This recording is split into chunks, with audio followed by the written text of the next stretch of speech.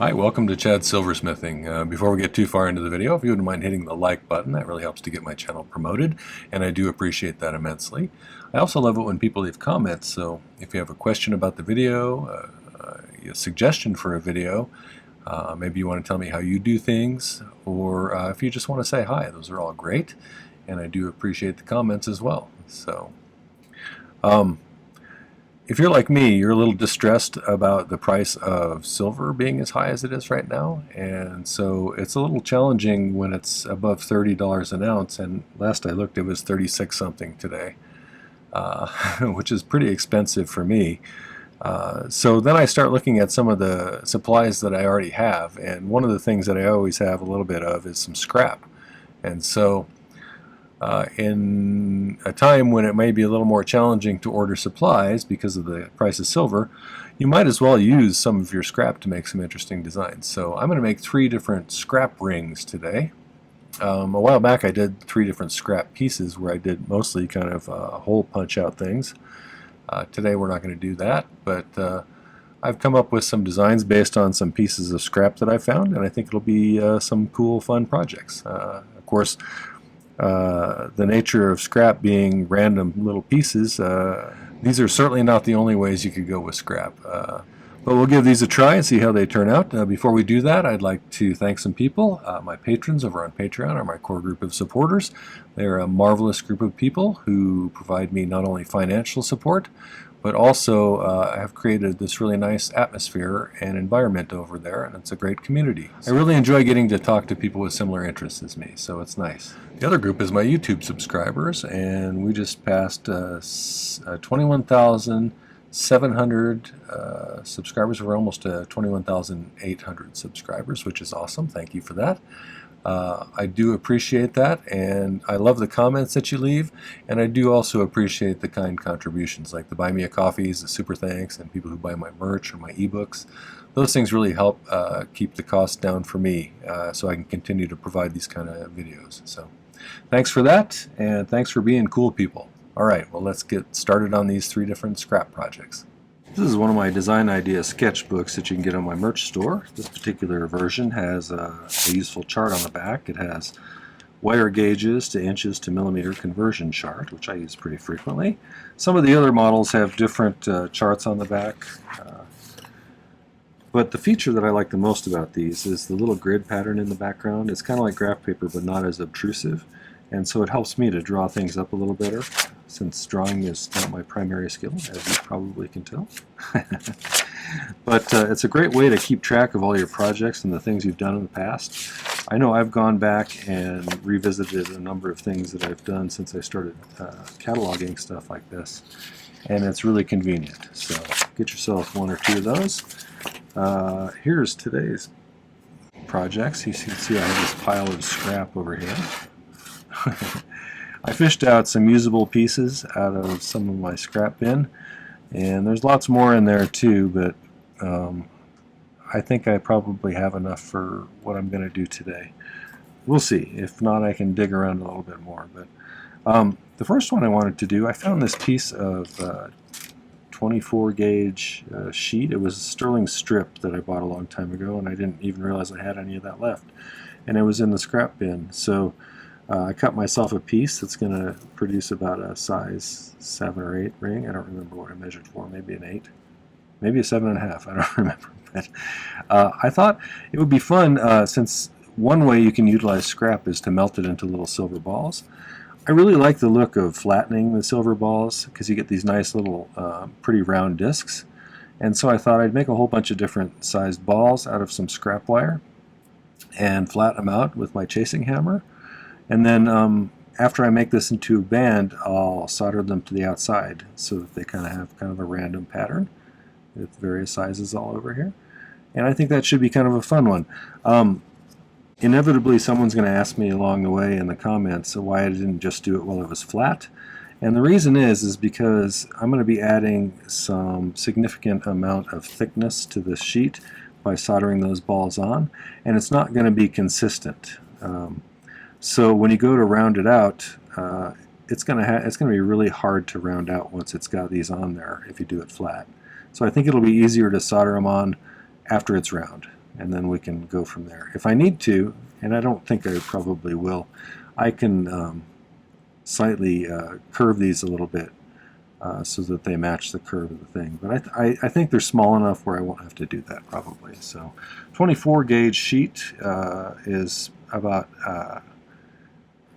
half a centimeter, or excuse me, half a millimeter. So 0.51 I think it is. The second one I thought of doing was, I found this little piece of, where did that go?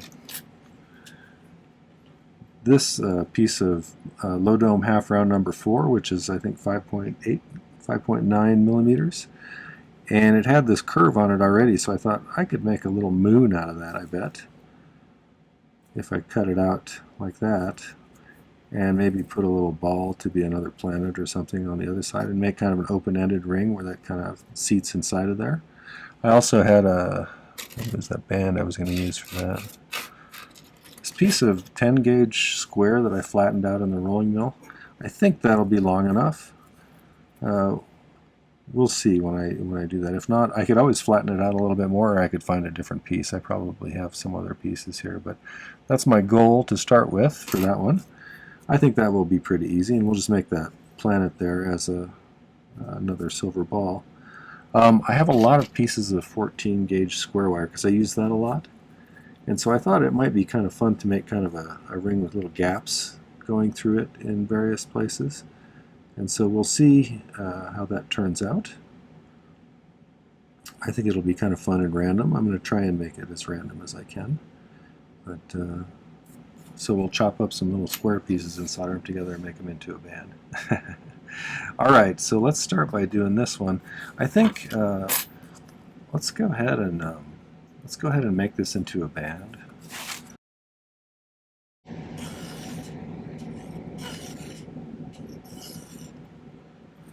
This side I think needs a little bit of work though.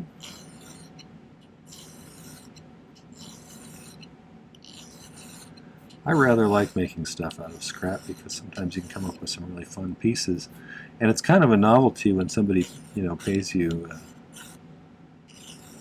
$100 or more for something you made out of little scrap pieces that you had laying around.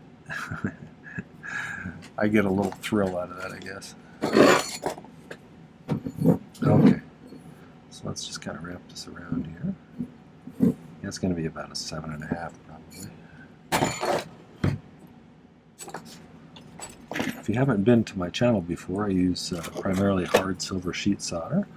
I do occasionally anymore use a little bit of easy paste or medium paste or both. I use a liquid flux that I dribble on with a dropper bottle. This particular stuff is Mighty Flux. My torch is a Silversmith model. It's their acetylene air torch. It draws in atmospheric air to mix with the gas rather than having oxygen pumped right into the flame. So it's not as hot as an oxyacetylene, but it's hotter than a propane torch. So it's really great for silver. That's kind of right in the sweet spot, I think.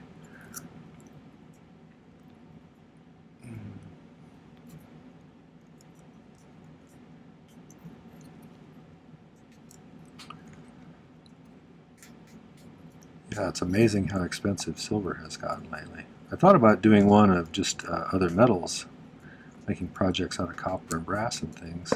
And maybe I'll do that soon, but I do like incorporating those a little bit with silver, but I don't know if I like much making them just by themselves. But if it gets too much more expensive, I'm going to be doing a lot more stuff like that probably.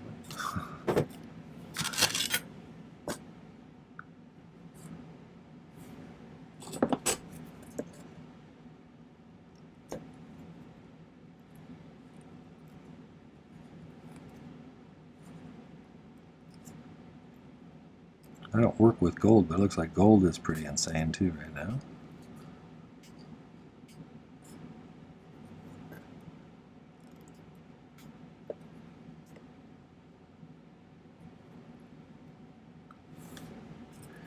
When I started doing this in the 90s, silver was $4 a troy ounce. Oh, the good old days.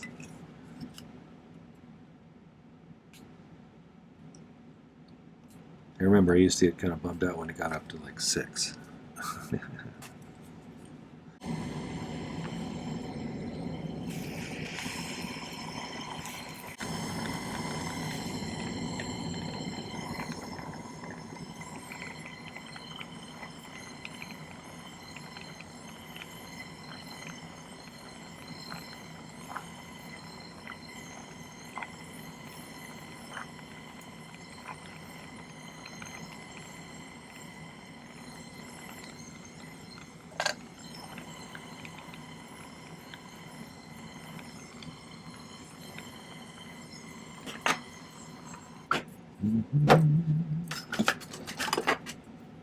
It would have been nice if back then I had been a poor beginning school teacher.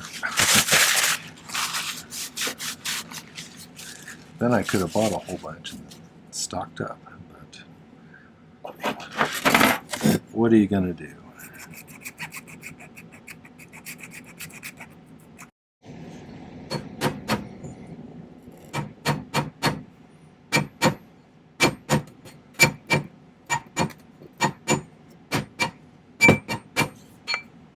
I thought about it. It might be kind of cool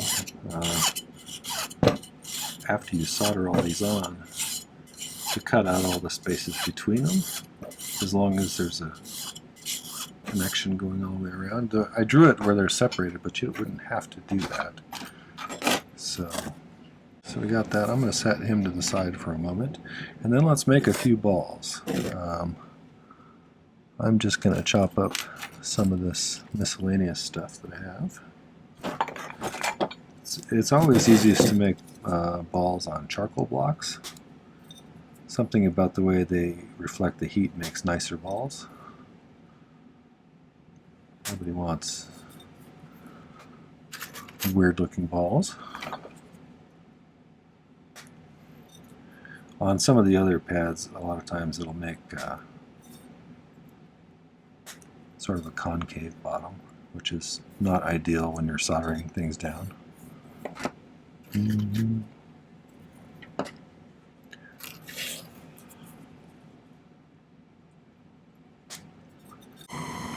This is a relatively new charcoal block, and I have not yet used a ball burr to put some little dips in it. So.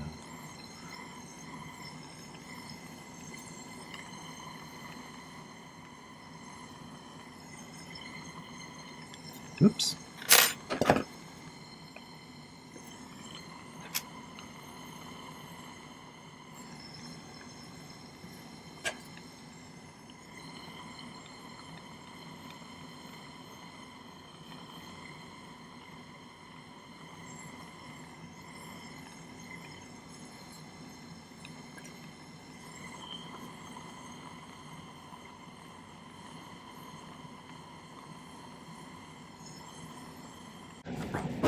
Probably going to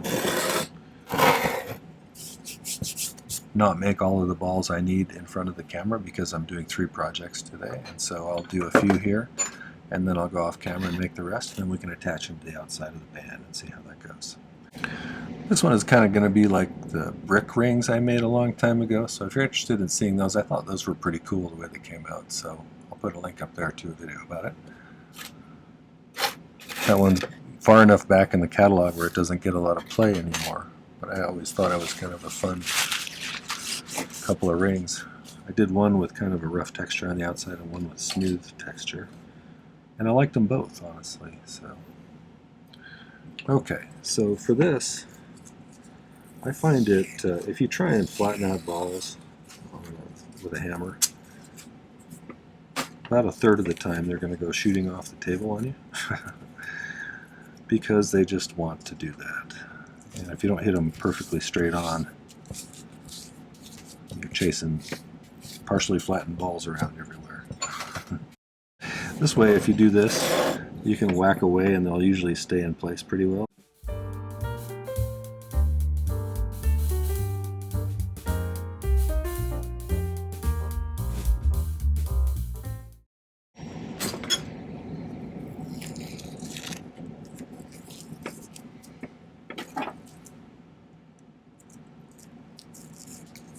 So we got little balls like that. flattened balls, I should say. And you can be as selective as you want. I mean, if you want it to have more of a coarse look, this one isn't perfectly round. You could do, you know, kind of abstract shaped ones. That would be kind of fun too. It'd be more like a cobblestones. Some of that tape sometimes sticks to it. It'll just kind of burn off when you heat it up, though.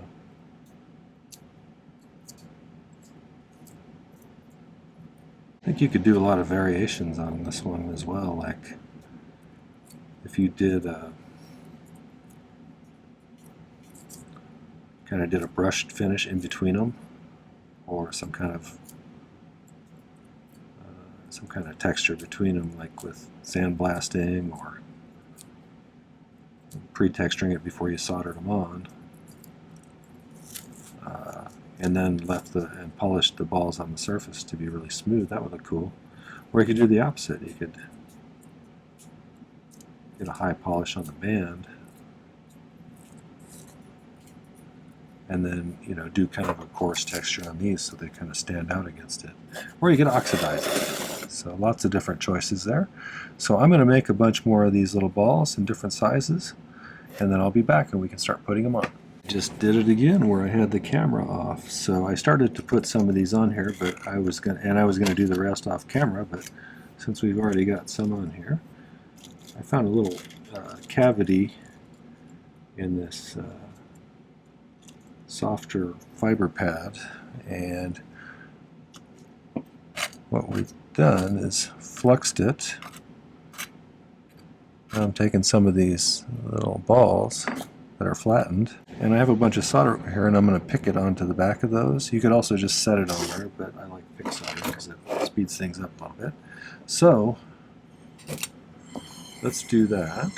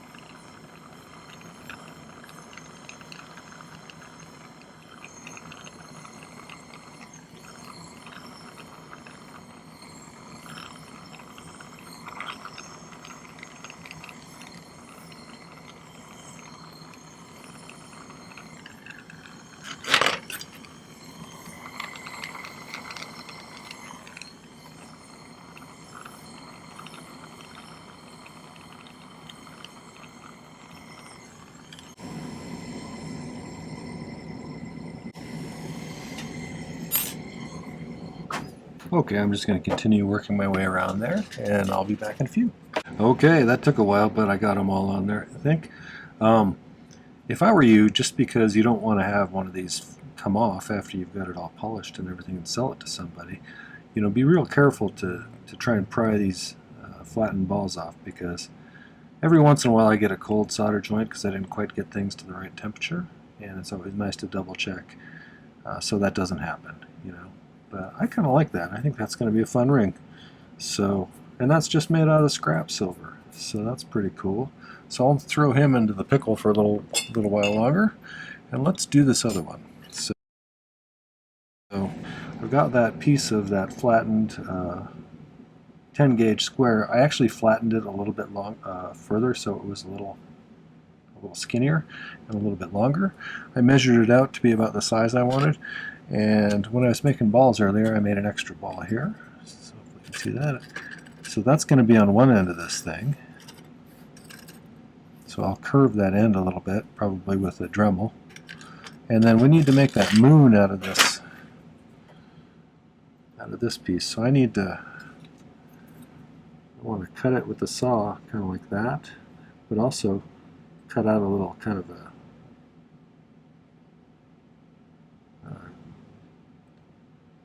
an inward curve there, just like a sliver of a moon would have. So let's go over to the sawing area and do that.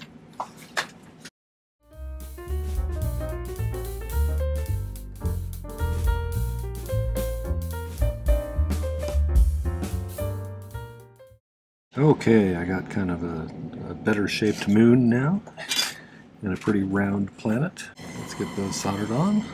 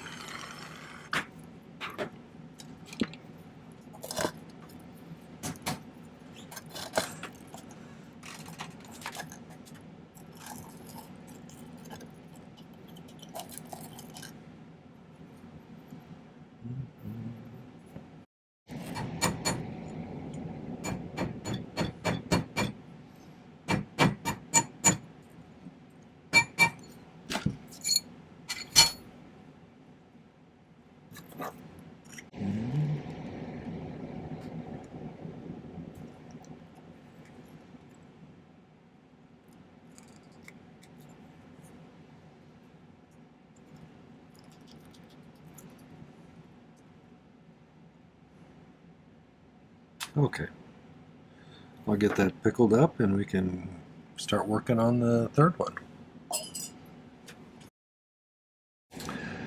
Okay, for time's sake, on the third one here, I pre-cut a lot of these little pieces of 14 gauge square, filed the ends relatively flat, and I figured I would start soldering them together. So I'm going to gradually transfer them over here onto the pad and kind of piece it together, I hope. Oops.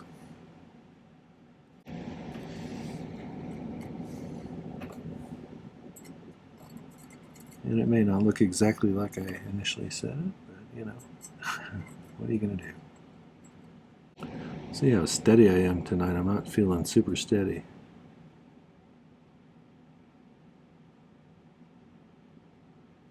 Okay. I'm going to cut some little pieces. I think I may lay them on this one just to see if that, since I'm not very steady, it doesn't help me to keep things from getting bumped.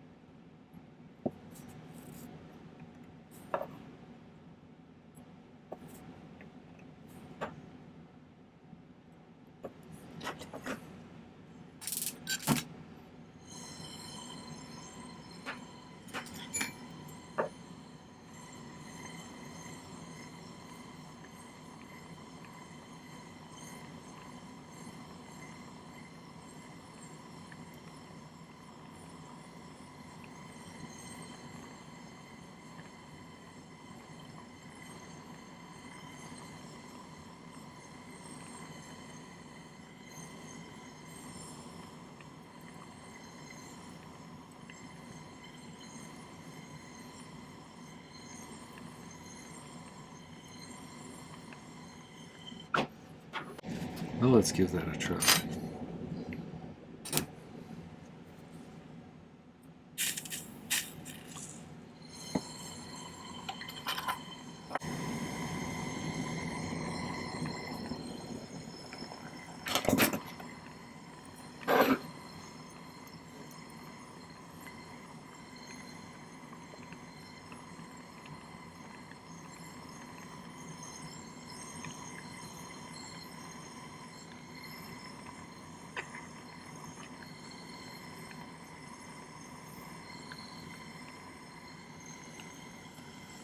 That one's sucked together, so I'm going to try and separate that.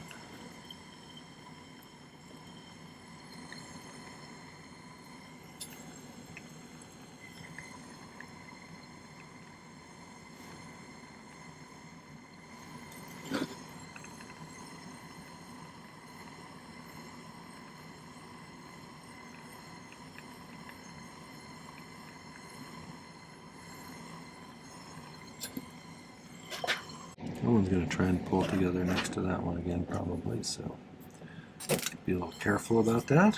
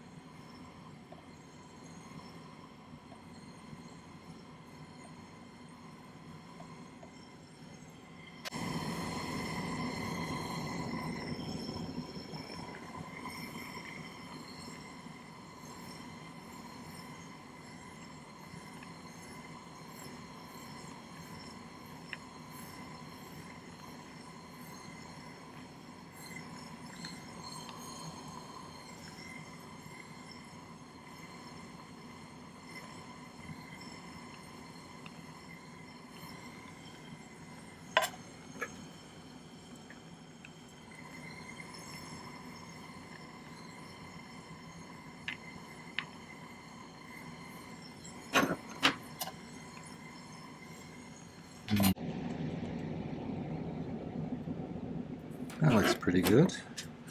Got a few more pieces of solder since we're getting a little low. This is probably good practice soldering little kind of lots of little solder joints.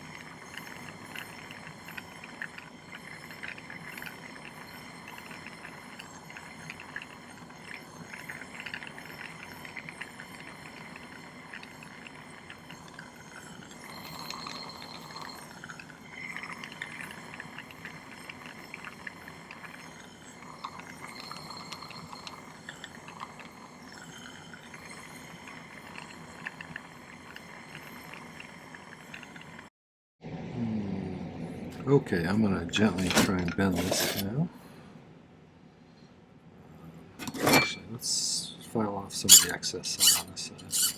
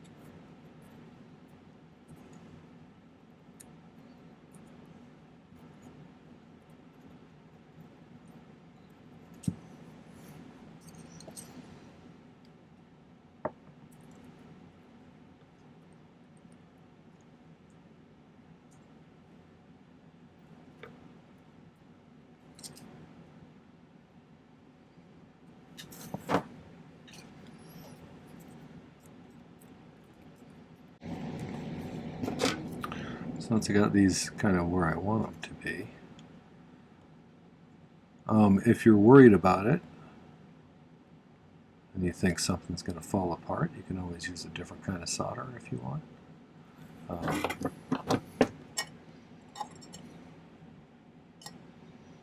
I think generally most things will probably stay where they're at as long as I control the heat pretty well. But right, I need to get here and here. So I have enough solder there to do it.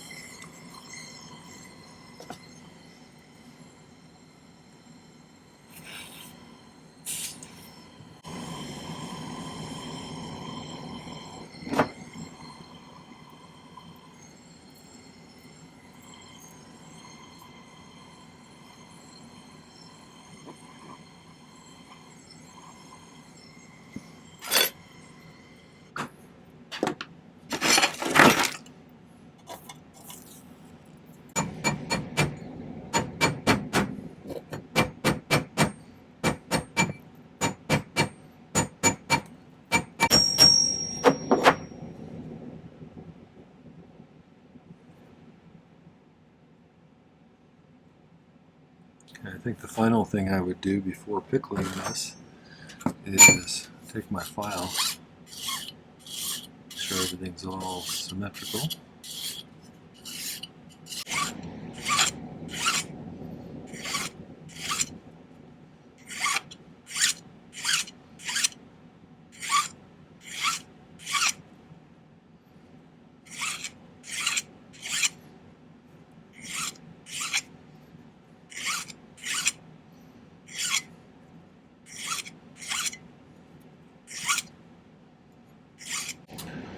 So I think that's pretty cool.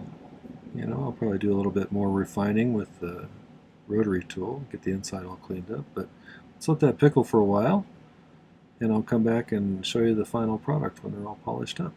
So one thing I'm always curious about are what do other people make out of their scrap as far as projects go, because I'm always looking for good ideas, and sometimes you guys have the greatest ideas, so tell me what you make. I'd love to hear it. So I got things polished up, and this is the first one. I think I'm kind of pleased with that one. It's stylish and fun, so I think that'd be kind of cool to wear if I wore jewelry. Okay, here's the moon and the sun, or a moon and a planet, or whatever. That one's kind of fun. This one is sort of abstract and sort of random, but geometric. I kind of like it. I'm actually pleased with all three of these this time. Usually I'm pleased with one or two of them when I do a multi-project video, but I like all three of these. So tell me which ones you like the best. Well, that was 3 different fun scrap rings. I hope you enjoyed that. If you did, make sure to hit the like button before you go. I would also love it if you would take a moment and go hit my main channel page. There are pretty close to 500 videos there now. I've been doing this for 3.5 years at 3 per week, so there's a pretty big catalog of content over there, and some of it's actually pretty useful, I think. There are playlists as well. If you hit the playlist tab, it helps you to sort through all of the content. If you want beginner projects, there's a beginning project playlist. So use that as a resource. Watch some videos. Make sure to subscribe to my channel. I'd love to have you as a subscriber. And visit the video description down below for relevant links. There's a link to my merch store if you want to get one of those nice design idea sketchbooks I talked about near the beginning. There's a link to my ebooks if you want to get yourself one of those. They're guides to, there's 2 different ones. There's 2023 and 2024.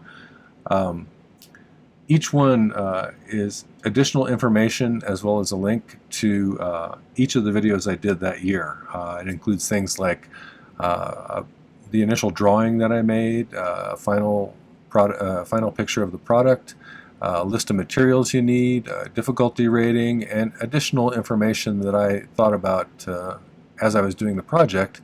Things I learned, things I might have done differently, what inspired me, those kinds of things. So it's a great way to have a whole bunch of projects right at your fingertips, and a nice way to support my channel. So get yourself one or both of those. I think they're a great resource. There's also a link to my Patreon if you want to find out more about that really cool community that I've got over there. They're a great group, and there's a ton of knowledge there you can tap into, and they're just really nice. So check that out too if you're interested. All right, well, thanks for watching my video. Take care. Happy silversmithing.